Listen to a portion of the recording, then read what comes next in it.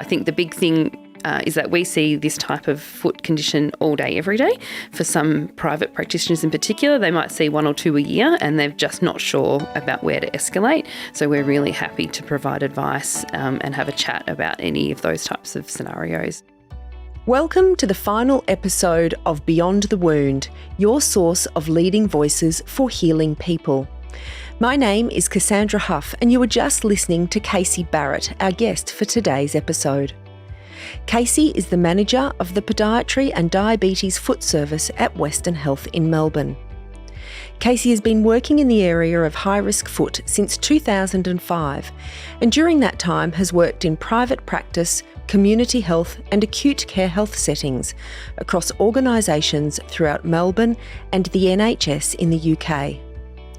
Casie has completed her postgraduate study in wound care and has been actively involved in Wounds Australia and the Advanced Practising Podiatrist High Risk Foot Group during her career. The Diabetes Foot Service at Western Health was one of the first accredited high-risk foot services under the National Association of Diabetes Centres criteria. Today I spoke with Casie about the role of a high-risk foot service. Specifically, Casie and I talked about the purpose of a high-risk foot service, why and when a community clinician might engage with the service, and finally how a clinician would refer into this service.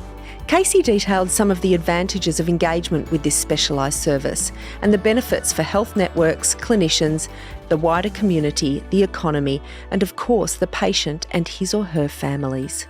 Casie has worked across this highly specialised space for over 18 years and is very knowledgeable in this area. If you work in the primary health sector and work with patients with diabetes, this will be an important discussion for you. So wherever you're joining us from today, it's great to have you here with us for this chat. Casie, thanks for joining us in studio today. It's a pleasure. Thanks for having me. Casie, we're going to talk about high-risk foot service today, and I wonder if you could explain to me exactly what is a high-risk foot service and how does it differ from a community podiatry practice, for example? High-risk foot service means something different to everyone. So the fundamentals are that it's a group of health professionals who are all there to see a patient to help or prevent avoidable amputation or manage a Charcot foot. So that could be a mix of a heap of different professionals, depending on where you are and how your service is funded. And you work in an accredited high-risk foot, so obviously there's a different layer to that. Can you explain what an accredited high-risk foot service is, please? Yeah. So the NADC, which is the National Association of Diabetes Centres, came out with a set of accreditation standards a few years ago, and they have been used to benchmark, I guess, against like services across the nation, regardless of the funding type or the mix, about what is expected in a high-risk foot service. So the standards actually, they cover quite a few areas, and including the mix of people available, the administration side of things, the evidence-based practice that's utilised in that setting, the equipment that's available, and the quality of the products that are used in that setting. And it's been a really great first step in standardising what is a high-risk foot service across Australia. And you talk about a high-risk foot service. Can you tell me a little bit about the types of wounds that you would see in this high-risk foot service? Is it only diabetic wounds or is it other wounds also? Again, that's very service-based. So some services will only see people who have diabetes and a foot ulcer. Mm-hmm. Other people are more broad in that they'll see anyone with a foot ulcer, depending on their referral criteria into that service, and the mix of health professionals. So up until recently, for example, the service I work in was led by endocrinology, and we didn't have a lot of other medical leads in that clinic, so we only saw people with diabetes. We're changing that slightly now. We've got a different mix of health professionals, so infectious diseases and vascular surgery, so that opens the door to seeing people without a diagnosis of diabetes and managing their foot wounds in that setting. We'll see the whole gamut of diabetic foot ulcers, so that includes neuropathic ulcers, plantar neuropathic ulcers, neuroischemic ulcers, pure ischemic ulcers, and pressure injuries that have had delayed healing because of diabetes, and as well as Charcot feet, which obviously people without a wound, but with Charcot foot will come into that clinic as well. And so when should a patient expect that they might be referred into a service like yours at Western? as early as possible. If anyone has a foot ulcer that's not healing along standard timelines, I think is the terminology that is more widely accepted these days, rather than not 2 weeks, not 4 weeks, not 6 weeks. It's just if it's a small wound and it didn't heal quickly, we would say, well, that's not an expected timeline. So we would really love a referral for those patients as early as possible in their journey. They could be referred in from a GP, from the district nursing team, from the local podiatrist. We'll accept referrals from anywhere as long as we get the referral into our service. Great. Okay. And it sounds like a really collaborative approach, and you talked about additional specialists being on board now with this collaborative approach. What are the advantages of that? It means that we can all see the patient at the same time. So there's not multiple appointments for that patient to attend. So it's much better for the patient to come in and see all of us at the same time. We also have diabetes nurses, who I haven't mentioned yet in our clinic, diabetes educators, who will help the patients manage their diabetes in order to then prevent further complications, so at the same time as managing their foot ulcer. The other advantage is that we all learn off each other. So in that setting, I can start to learn a little bit about the way the vascular surgeon approaches these patients. I can learn about the way the endocrinologist approaches the management of these patients. And that's really beneficial in then what I can offer and advise other patients in the future. Casie, so it must be really satisfying to work collaboratively with all the team members in a high-risk foot service. Challenges, I think, some of the thought processes, even within healthcare. You tend to think along the same lines as your discipline, and being exposed to different types of thought processes or different types of experiences is really helpful in expanding your knowledge. Casie, I guess in between visits, these patients would see healthcare professionals in the community. Does that present some challenges, and what might they be? Yeah, everyone who comes into our service will generally have contact with another health professional between visits. So that might include their GP, a community-based nurse, a local podiatrist, either private or community-based, and whoever else they might need to. So exercise physiology, physiotherapy, and whatever they need to achieve their goals. And first and foremost, the biggest challenge in that is communication. So how do we communicate across health organisations about the care needs and the goals for these patients, so that we can be aligned and working toward the same goal for that patient. And we talked about referrals, and you said that you receive referrals from all sorts of healthcare professionals. I guess that would be mainly GPs, is that right? GPs and podiatrists are our main source of referrals. So that will either be community or private podiatrists who may or may not have known these patients for quite a while, but they get to a point in their care where they feel it's needing more than a sole podiatrist can offer, or that they have specific care needs. For example, they might have a low toe pressure result that they want investigated further to see if there is any blockages in for that person or any vascular issues. So then they would refer in. And we do definitely get referrals from GPs as well. That is a big portion of the referrals we receive, but they tend to be a new incidence of the foot ulcer. And I guess early referral is key. Definitely, especially when we're talking about infection or PVD. The earlier we can catch those things and intervene, if possible, the better outcome for the patient. Casie, you talked about referral. How might a clinician in the community exactly refer into your service?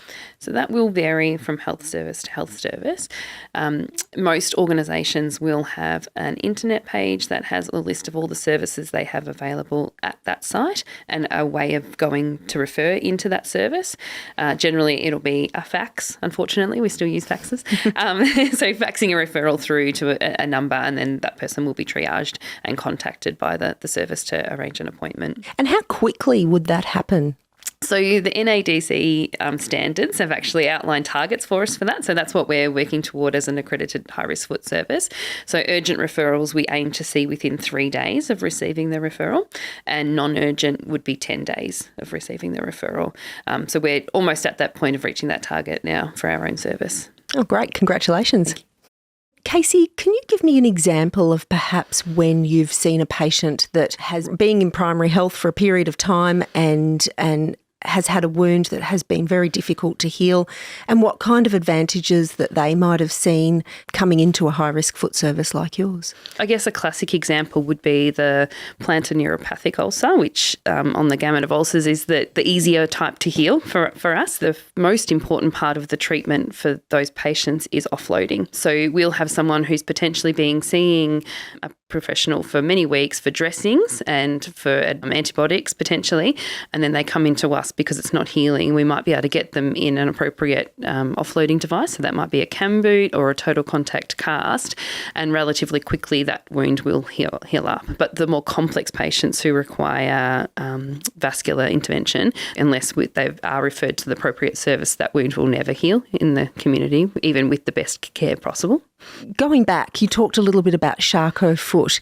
Can you just explain a little bit more about what Charcot foot is? Yeah.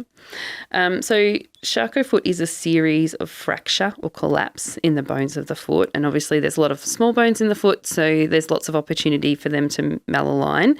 The issue is when they start to heal, they don't necessarily heal in the same position that they were in prior. So we can end up with gross deformity in the foot, a foot that's sometimes not able to weight bear any longer.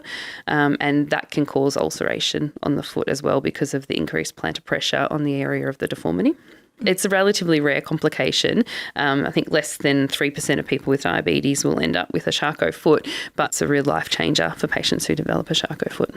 Casie, what about those patients with diabetes that have not yet developed any foot complications that might need to be screened to ensure that they don't develop these complications in the future? A lot of community-based and private podiatrists will refer people to the Diabetes Australia website, which has a lot of great patient resources listed in there.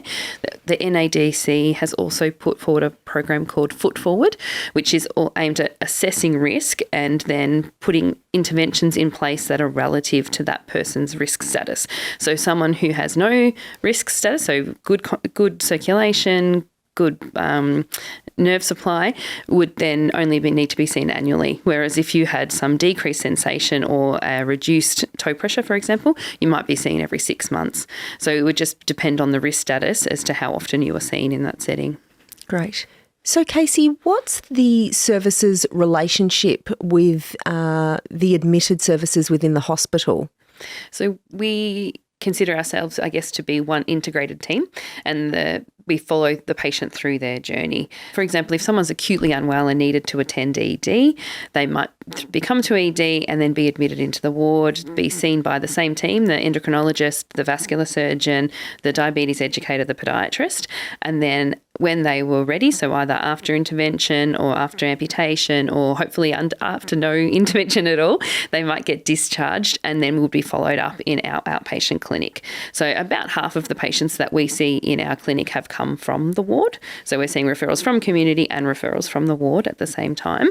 And it is a real connection between the two services so that there's a really smooth transition for the patient from one to the next.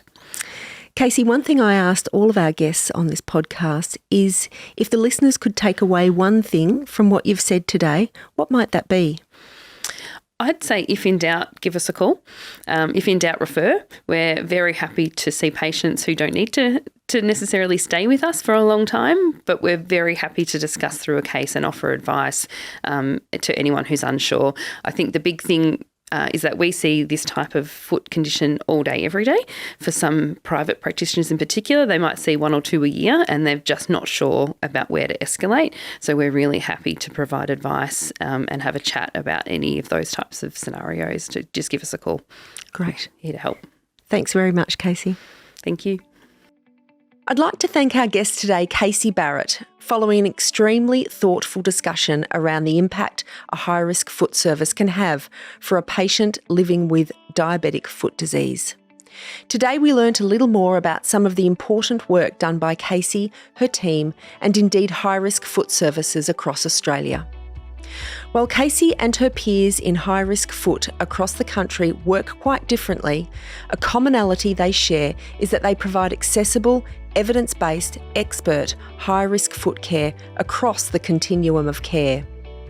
With the burden of disease estimated to cost the Australian health system approximately $1.6 billion per annum, and recent findings suggesting diabetes-related foot disease as a leading cause of hospitalisation, amputation and disability both nationally and internationally, this presents an ongoing challenge for healthcare providers. I am sure you have enjoyed this discussion with Casie as much as I have.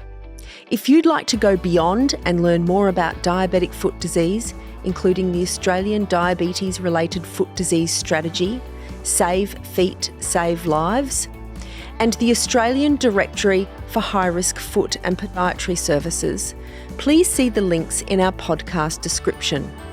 You'll also find a link to the local Urgo medical website.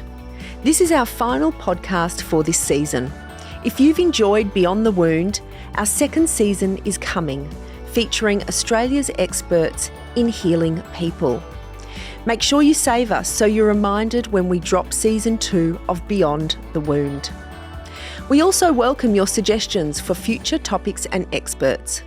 Please let us know what you would like to see via the Urgo email, also found in the podcast description.